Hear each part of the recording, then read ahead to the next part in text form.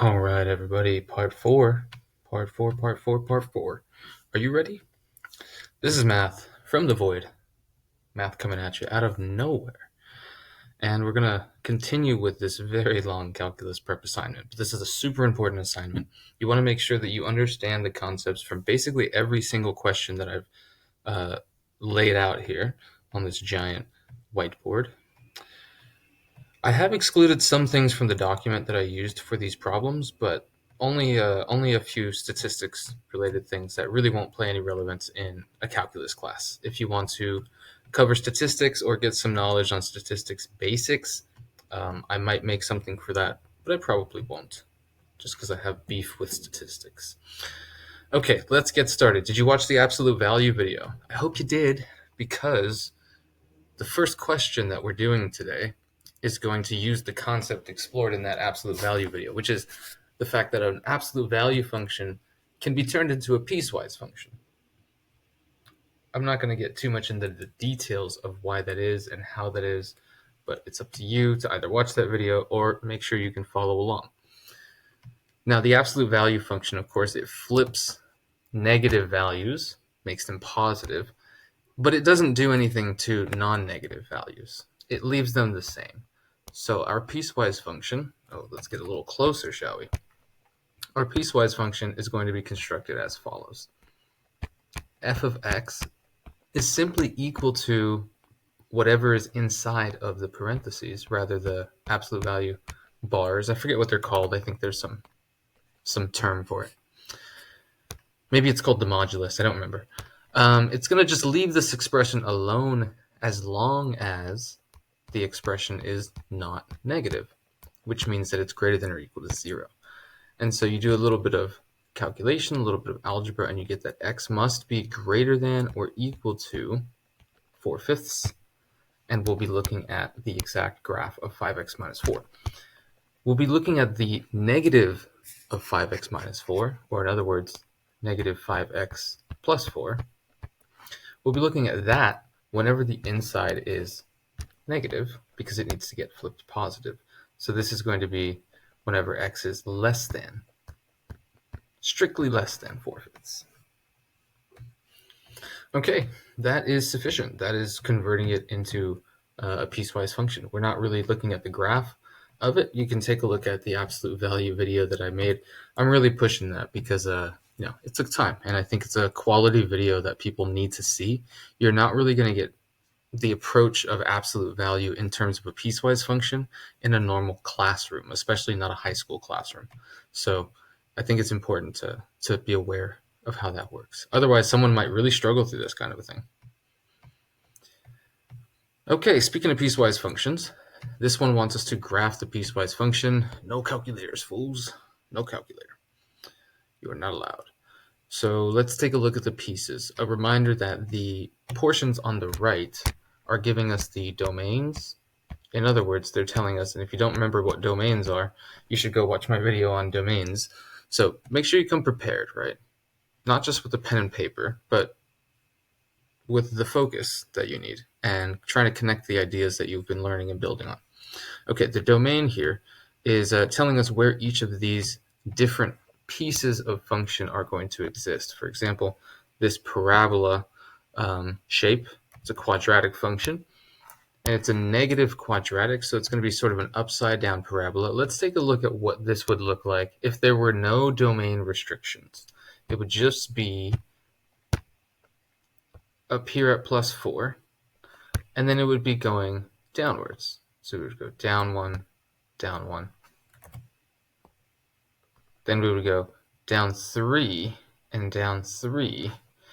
And then if we wanted to go further, what would be next? We would go down 5 and down 5. Notice that each time I'm going down by an increasing odd number. So first I went down by 1, then I went down by 3 from there.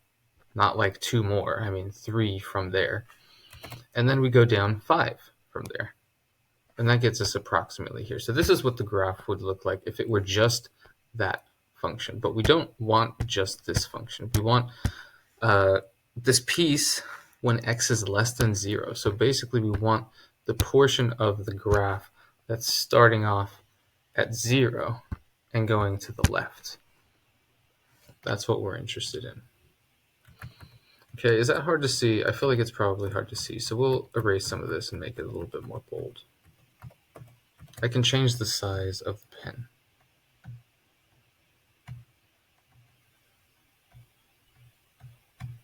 Let's make that a little bigger as well. And let's even make the black dot just a little bit bigger. Okay, so let's see if this is any better. Yeah, I think that's a little bit better. It's a bit larger so that you can see it. All right, so we only want this portion. Now we do have to pay attention to whether or not this is a strict inequality. This is strict, meaning only to the left of 0, not including 0. You got that? So let's take this portion off. Even this spot at 0, 4, it's going to be an open circle. Maybe I shouldn't make it so big. That way we can get the proper shape here. Okay, I think that's good enough. We got these main points that it passes through. There and there. And now let's look at the next piece. Okay, the next piece is a cubic function. Wow, a cubic function. So that would be something like this kind of a shape. The Superman curve, I call it. Looks like one hand is down to his left and one hand is up to his right, and he's soaring through the air. I don't know, kind of looks like a Superman curve to me. And this is going to be on the graph over this domain from 0 to 2, inclusive. They're not strict inequalities, they are inclusive inequalities. So let's again take a look at what the sketch would look like if there were no restriction, just if it were the entire graph existing as it is. It would start at -6. And then for perfect cubes, we're going to go up by 1. And also we're going to go down by 1 backwards. And then next we're going to go up by 7. So that would put us up here. It's very steep very quickly. And here it would go down by a 7, which I don't even really have space for. But I just want to give you an idea of what the sketch of the graph is like. So it goes something like this. That's not so great, particularly the portion that I need to keep. But you get the idea. That's what it would look like if we had no domain restrictions. It would keep going to the left and down, and it would keep going up and to the right. But we only want the portion from 0 to 2. So let's just use that, take a little mental picture of what that's supposed to look like. And then let's only leave the points that we need. So from 0, x equals 0, that is. Remember, these are domains, so they are x intervals. All the way to x equals 2, and we're going to stop there. So this is going to go very steep. Oh, kind of missed it. That looks okay. I know I'm being kind of a diva about this.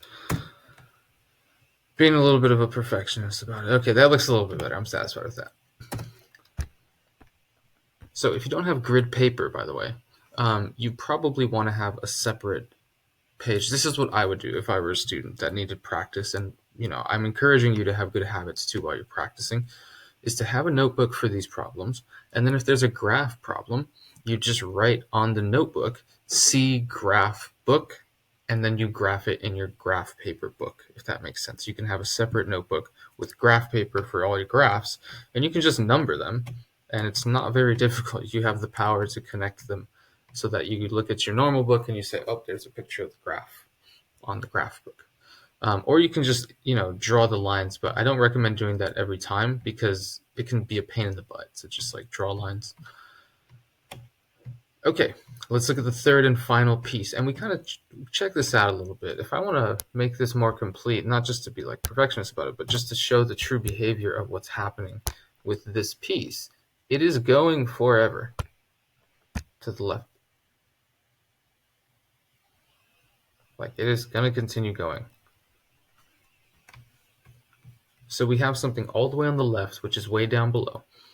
And then it starts increasing, if you just kind of pay attention to this, if we were like riding this roller coaster. And then there's a hole there, and the function starts again down here. Then it stops there. So you can see how we're sort of traveling from left to right. And we're just following the pattern of the graph, like the drawing of the graph. So the third piece is going to pick up from where we're leaving off at x equals 2, and it's going to take us somewhere. Let's see, I guess I'll use red for this portion of the graph. Negative 3x plus 8. This is when x is greater than 2. Now what we want to do here is we want to make sure we know where that graph is starting at. So let's see, if we had plugged in 2, that means we have negative 6 plus 8, which is equal to 2. So there should be a hole at y equals 2 where x equals 2, and that's where this piece of the graph is going to start off. And okay, here it is, 2, 2. It is already filled in by another piece of the function. So we'll draw an open circle, but it is filled. And then what do we do from there? Well, this is just a linear equation, very simple. I didn't do the thing where I check to see what it looks like without restriction because it's just a line, so I feel like you can do that on your own. I mean, I can literally sketch it in like 10 seconds. That's roughly what the thing should look like if there were no restrictions. We're only using the portion that's like on the right side there,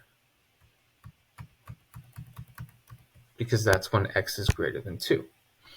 So let's see, we have a point down 3 over 1 is the slope, down 3 over 1 is the slope. I mean, that's pretty much good enough. So this is what the piecewise function looks like. Bam! I went really carefully on that because I want to make sure that you're comfortable with piecewise functions. The introduction to calculus involves using piecewise functions to understand something called limits. So it's pretty important that you understand how to read a piecewise function from its equation, and then also be able to graph it, and at least be able to keep track of the x values, like, you know, where the pieces start and where they stop, that kind of thing. If you accidentally graph it wrong because you like miscalculated something, that's not really as big of a deal. I'm not as concerned about that. Just be more careful next time, like actually. But if you don't understand what these pieces are, what the graphs normally look like, then you're kind of in trouble. So make sure you know your parent functions. That should be a given. I mean, we're going to talk a little bit about that in this pre-calc prep, but it's assumed that you've studied, you know, all of those parent functions. Okay, let's move on to the next spot here. Since this is sort of shorter, I think we can do a quick little piecewise function here as well. This time they're giving us the graph, and they want us to write the equation. So my best advice here is to just, first of all, take a mental note of what type of function each of these are. Line, positive slope. Does that make sense? I'm not overthinking it. I'm just kind of classifying it very simply. So I can leave it alone for a moment. This is a constant value, constant y value function. And then this one here is clearly a quadratic function. It's probably going to be difficult to put it in standard form, which is the ax squared plus bx plus c. It's going to be a lot easier to put it in vertex form. Yeah. You may hear the pitter-patter of a chubby little dog every once in a while. Okay, so these are the three types of functions that I'm dealing with. Then I can say, okay, let's look at when they exist, because I see that there's 3 parts. So I'm going to want to write something like f of x equals, and then have 3 pieces, right? So let's take a look at when those pieces are covered. The first piece is filled in, and it's lined up with x equals -1. See that? So the first domain is going to be x is less than or equal to -1. Okay, second piece. It's going to be in between -1, because that's where it has to start off, right? They line up like that. Where does it finish? See, it starts off at -1, not including -1. That's why there's no filled in dot in the graph. All the way up to 2. And it is filled in on the 2. So then we're going to put x is less than or equal to 2. And then for the third piece, of course, that means it's going to be x is strictly greater than 2. So the third piece, let's just double check. Yes, there's an open circle. Now let's get the equations. Well, the equations are actually quite easy. Here we have a line with a positive slope. What is the slope? notice that these are quite a bit smaller in scale, but if we just look at what the slope is, we can say, okay, it starts here, and it goes up 2, and it goes over 1. So then this would go up 2, over 1. And that means that it has a slope of 2, but that also means that it crosses here at -1, so that's the y-intercept. So boom, we just got our first piece. Oh, I don't have to put y. I can just put 2x minus 1. Okay, the middle piece is so easy. This is like a breath of fresh air right here. Just a constant value of 4. In case you can't see it, might be a little blurry. It's a 4. So that's just going to be 4.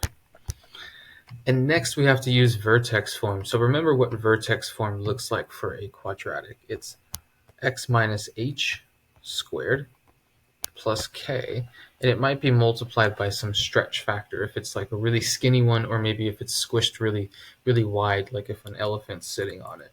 It could be possibly like really, really wide out here. But this one's normal. How do I know it's normal? The pattern for x squared, which I really encourage you to get familiar with the pattern of these parent functions. The pattern of x squared, which we just did when we looked at the previous parabola, when we graphed the quadratic, it goes up 1. In our case, it went down, I believe, right? Because it was a... where are we at? Here we are. Yeah, because it was negative, so it slipped downwards, but it did the same progression. It went 1, and then it goes 3, then it goes 5, then it goes 7, then it goes 9. You just keep changing the value by the next odd number, basically.